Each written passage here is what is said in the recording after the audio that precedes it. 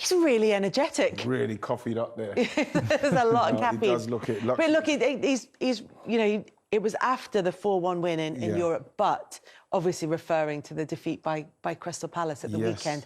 It just, I don't know what to think about City this weekend. Tell me, what should I think about City? Well, we know that City are capable of just steamrolling teams, but what I'm seeing at the moment with City, and why probably went for Ronaldo and Harry Kane, Ronaldo, whichever order, is because they have moments like we saw against Crystal Palace where they need that person who can open the game up. You know, we know that Grealish and, you know, we know that Mahrez, but they need that person, like Harry Kane, when it's not going right, like Ronaldo, we're seeing at Man United, when it's not going right, there's someone that bursts the game open, scores the goal, and then they're able to then get into their game. But what we're seeing now with City is that they're not doing it. They're not actually doing that. Nobody, you have to say, at City at the moment is doing enough, but they're good enough. You look at De Bruyne, I don't think he's had an assist yet this season. You know, Jack Grealish is still trying to get out of... He's still not... He's not the best player there like he was at Villa, so his numbers are down. So when it gets tight and you get a team like Palace who were brilliant against them, Patrick coached them brilliantly against them, and they broke on them. It's not like, let's just see if we could take the heat and then take a 0-0. They went at them. And that's what I think is going to happen with City. And that's why you don't know, you can get a 5-0 out of them or they can lose a game, because they haven't got that person to break a team open. And that is where you have to say the worry is for me for City. I read an article this week, actually it was about Liverpool dropping points at home to Brighton, but I think the way that it was phrased might well apply to Manchester City as well, where, you know, the journalist said, Liverpool are very good at being brilliant, they're very good at being very good, and they're very good at being average. What they're not very good at is playing poorly. And there are teams in history, and often they're the title winners, who do that, who just have something. Manchester United arguably have it in Cristiano Ronaldo, but that performance against Crystal Palace where they create but can't finish. Yeah, I think that's an obvious. They don't have an Aguero back in the day or Kane or whatever. Pep Guardiola knows that. Everybody knows that. They play a system where, and you know, there's a DNA with Pep that they're gonna succeed. They're gonna be around it because the system protects everyone when they're not playing very well. Fine, but they need that something. When you look at United, they're not doing nothing like what City's doing, but they have a main man that knows how to put the ball in the net. And at City, I think that that's an obvious thing for us to talk about, that they need a striker. They need a striker, but I think that they're good enough to... If we're looking at City now and questioning, you know, the Palace game, and maybe they're not firing on all cylinders, but they're still in and around it. Imagine last season, you know, the second half of last season, they were so strong. If they can do that again coming into January out of Christmas and really push on, I know we've got a strong league this year, which is exciting, but City will be there because they just play. It's just the style. They're always going to get more wins and more good performances than they're not. But the thing with them, Ash, Darren, is that while you've got a City in this kind of situation, we saw them get beaten against Palace. Other teams, they look at that bully in the playground and say, right, I'm going to take him on as well now. I'm going to have a go at City. And why City are struggling is because, like I said, they haven't got that person to be able to score the goal, settle them down, and then they start doing their stuff. That is what they were trying to do with Kane or Ronaldo. It hasn't happened. And now I think that they're a team. We know how good they are, Ash. We know what they're capable of, Daz. But the fact is that teams are saying, well, let's have a go, man. Let's see how we go with them, because they can be beaten like Palace showed. But also, as you said, there's that warning in the background, which is the way that they finished seasons, particularly last time around. There's a jeopardy. When you know, at this stage of last season, almost exactly at this stage of last season, actually, there was speculation about, is Pep going to sign his contract? Yeah. Oh, Manchester United and Manchester City and Pep Guardiola to part company. Is this...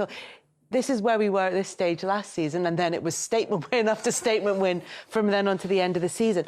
From this perspective, we go into this game with these two sides only separated by 3 points. If Manchester United win, they go level with City. Is the difference in perception down to what Ashley was saying, which is that you look at City's plan, you look at their players and you think they're set up. to get consistently good results with occasional blips.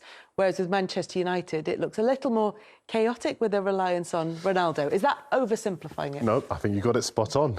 I think I'll get my coat again. It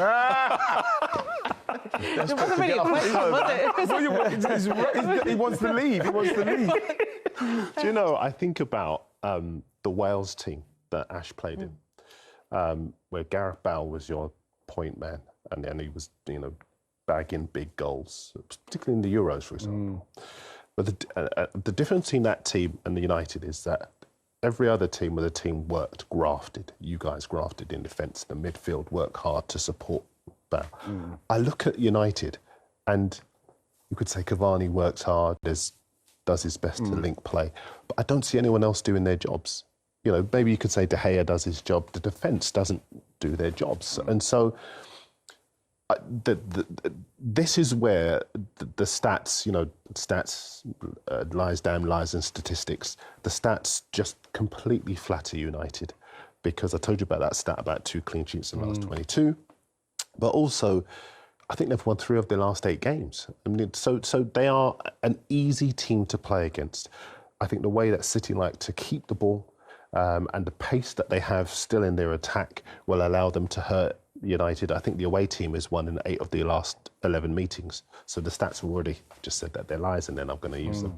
But I just look at City as a team, and even without the key players that they normally have, they are still too strong for United. I see this as being another victory that will expose the chasm between the two teams, and another victory that will expose the idea that Solskjaer was that keeping faith with Solskjaer was a better fit than going for somebody who could get those players in defence, in midfield, all over the pitch to do their jobs. But you know what annoys me? It annoys me because I don't understand how this can happen in the Premier League, especially. As you mentioned the Wales team, for example, or the team that I played in for Swansea. But you want to take it any level. You look at Manchester City now, you look at Liverpool, you look at their managers. Now, we all know exactly what City are going to do this weekend. We know what Liverpool are going to do, and we know what Chelsea are going to do. It's unacceptable for me, for a team or a manager, to not have a complete identity, to set in place an identity for that club. And I don't see that with Manchester. I don't know what they're going to do. I don't know what they're going to do against City. I don't know what they're trying to do, what the plan is. It seems to change all the time. I don't know if he knows, but you've been there long enough now to say, we should be saying, well, United are a counter-attacking team, a possession-based team, or whatever it is. But I don't know what it is, and I don't think it's okay if you're a top-level manager, a top-level team, for us to be, people in the pubs everywhere, whatever, saying, well, I don't really know what they're trying to do. You work with them every day. Implement a star, so you can fall back on that star when things aren't going That's so too well. important. I mean, people say Ollie needs time. He's had over 1,000 days in charge. 3 years he's had in charge of that football team. To not know what their identity is remarkable. Yeah. But and sometimes I don't think he can answer that. That it's not like we are saying we don't know. I've never heard him say, this is what we do. But the thing is, you look at Man United, and especially when they're going to play the 3 at the back with the wing backs. When you're talking about chasing down Jadon Sancho for a couple of years, and then you get Jadon Sancho, and Jadon Sancho is not playing, right? So you think to yourself, you're playing with wing backs, so why are you buying wingers, somebody who can play on the wing? Rashford, you got Luke Shaw. So if you're playing with wing backs, they're the ones that give you the width. What are you doing buying Sancho, having Greenwood, having Rashford? And this is exactly what you're saying, Ashley. He should know what he wants from this team, because, Man United know that they needed more from their right-hand side for a few years now. Everything was coming from the left. They buy Jadon Sancho, can't make the team. So can I ask a question then? And this is not, are Manchester United better without Ronaldo in the team? Because clearly he gets them out of trouble so much that he's worth his weight in gold to them in terms of the results. But do you see take Ronaldo out of that Manchester United team, do you then see something that is a bit clearer about where Solskjaer wants to go with Manchester United in terms of the signings, in terms of the players that he's brought into the club. Is that clearer that way? No, it's not clearer that way because... So it's not that the Ronaldo signing has sort of derailed a project that was... No, I think the Ronaldo signing and the fact that he saved them so many times actually is papering over cracks. It's papering over cracks because if Ronaldo wasn't there, then you just wouldn't have that person to dig them out. So it probably would be worse. They'd probably be losing those games. But what I mean is when you're looking for an identity, an Ole Gunnar Solskjaer team, no, I'm not suggesting that you take I'm not suggesting that you take Cristiano Ronaldo out of it or that he's not been fantastic for them. But what I'm asking is, Gunnar Solskjaer wants to do, and then Ronaldo thrown in as a surprise, like a bonus into the mix. But if you take him out of it and you look at the team he's trying to build, is that clearer? Do you understand what he wants? No. Even that way? Okay. Because last season, they had a decent season, but I still didn't. I was saying the same things. I'm not sure what... It's almost like... he's the type of manager where he goes, I've got Pogba, I've got Cavani, I've got Rashford and Greenwood, and I'm going to put my best players on the pitch and just hope that they're going to do something. I don't know if they're being coached in one style or maybe a plan A and a plan B if that's not working. Exactly. So if you take Ronaldo out of it, or put Ronaldo in it, it's still chaotic because, like you said there, with the players that he can put up front, and then he'll put Fred and McTominay in front of whether it's the back three or whatever, and then you see they get stretched. They're in advance of the ball. So when you talk about, like Ashley rightly saying there, I don't know what kind of coaching they're doing because I remember when we were doing the coaching, we moved as a team. I knew what we were doing. So when you watch Man United, you see Fred over there, you see McTominay over here, and the space is down the middle. So you think to yourself, are you working on this? Or are you just putting them in, putting two people in front so as you could protect it because you don't trust your centre halves, and then you're hoping that the front guys will come up with something, which is happening right now. They're hoping. How can you have Pogba, 7 assists already this season? Greenwood, what has Greenwood done? The way he's played up to this point in the season to not be in the team. Sancho's just like, he can't even, let's not even mention poor Donny van der Beek. You know what I mean? You think to yourself, the players that he has, by now, like Darren's saying, 3 years, there should be a strategy and a system, everything in play for them to play different systems. Not just we don't know what ones they've got. They should be playing different systems with the players they've got. It's just interesting, and also in terms of what they do, and we know that they've tried out a few different things. The 3-5-2 seemed to work against Tottenham, even though they didn't put up much opposition, and it was not. I'd love to see I'd love to see that Man United team play against the Conte team in a couple of weeks. But what we are going to see them play against is the Manchester City team, the Pep Guardiola Manchester City team. So is that something that they can get joy from against City, going in that formation with that approach? If they decide to do what they did against Liverpool and suddenly they're a pressing team, that's not going to work. Yeah, but that's crazy. But does the way that they approached it against Tottenham help them against Manchester City? Does it give them a better chance? Well, the way they closed Tottenham down, they obviously worked on that for that particular time, and Tottenham are, at the moment, they're right for the picking in respects of not giving them time on the ball. There's no real midfield control from Tottenham. We didn't know what Tottenham were going. Harry Kane was all over the place. It was a perfect team for them to play. Manchester City are comfortable. If Man United come at them like I saw them doing it, in like really closing them down quick, they'll pass around them. Before the night, bam, they're through them, and then it's up to Manchester City, can they take the chance? Because if they could take the chance, then Man United could have a Liverpool on their hands.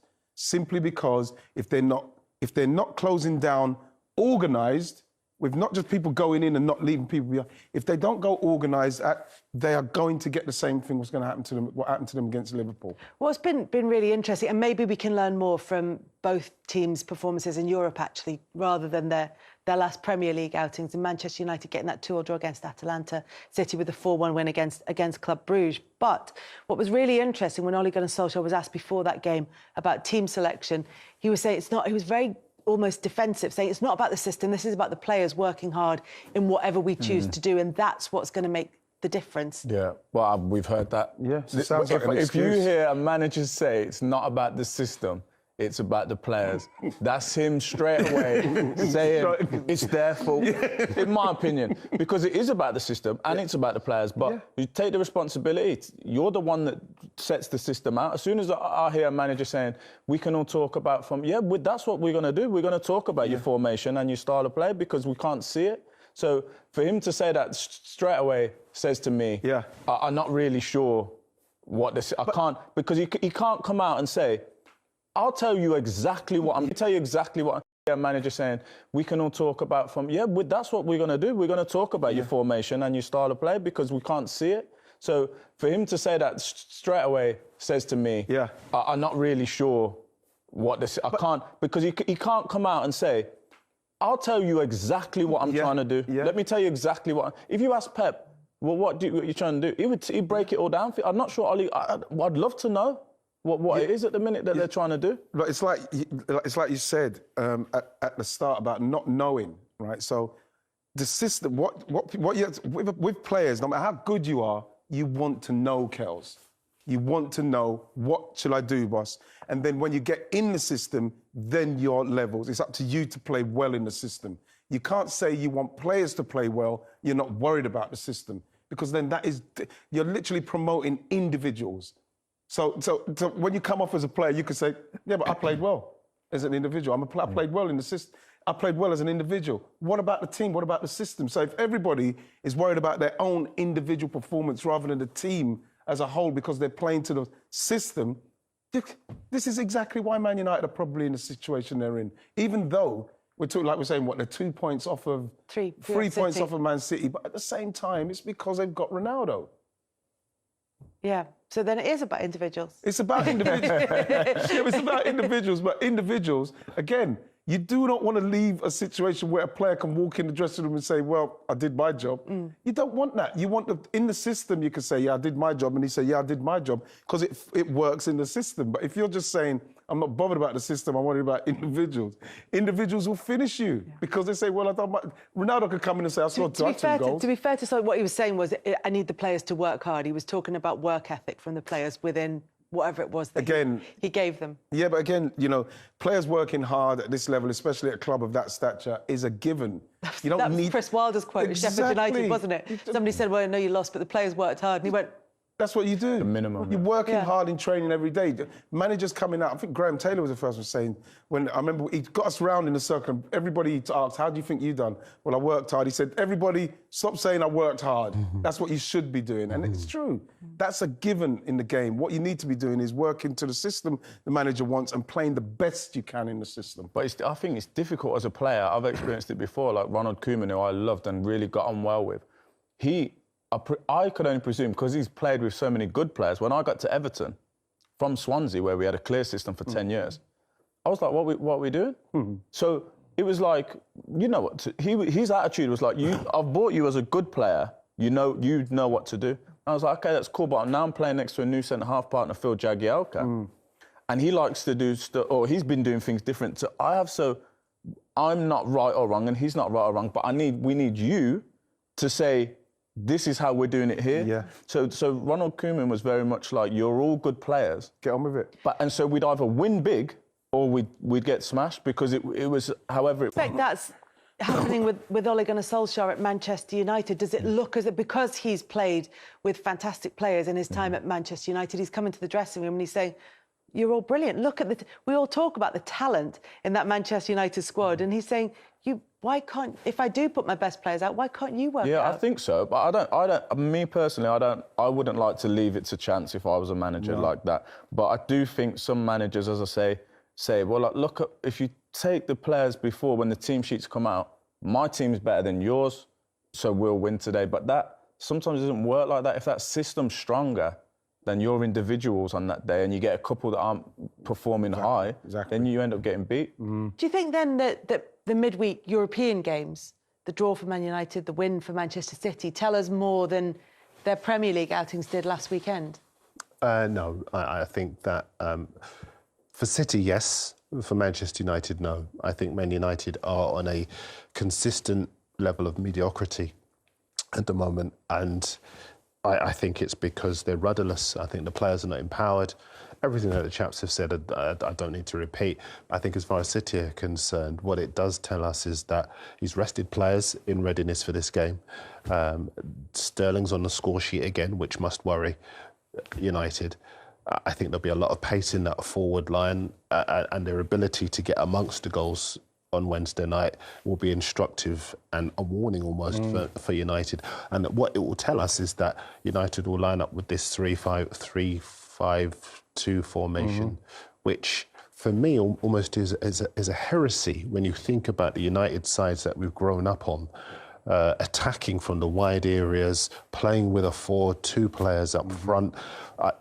It will just be fascinating at Old Trafford to see a Manchester United side set up with all of the good individual players they have, set up to try and contain the opposition. And with no Varane, I think. No Varane. Yeah, No Varane, who's obviously in the middle of that three, and he's probably the most calming element of that defence. So now it's Maguire and did they do a 4? Did they do the 3? Bailey's? And in the wider picture as well, for me, it just says to me that United are wedded to this idea that the person who takes charge has to be has to be a guy in the United mold. You have to get the club.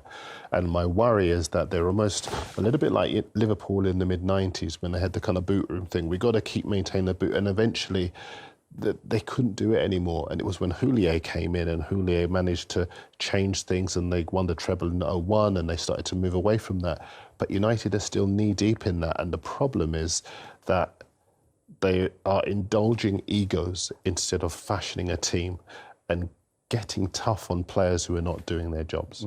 From what you've all said, and I know you were saying Manchester United could find themselves on the wrong end of a scoreline like the one against Liverpool when they come up against Manchester City on Saturday.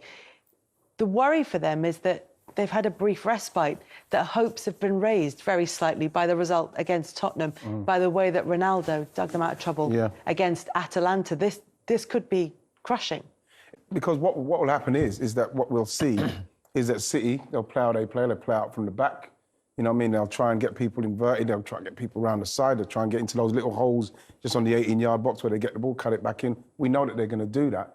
And Man United, yes, they may be able to stop that for a bit. And when the game starts, because it's a derby, it might be a bit frantic. And when it calms down, that's when the Man United players say, right, City are sitting, now they've got the ball, they're written in there, like, what are we doing? How are we meant to stop them?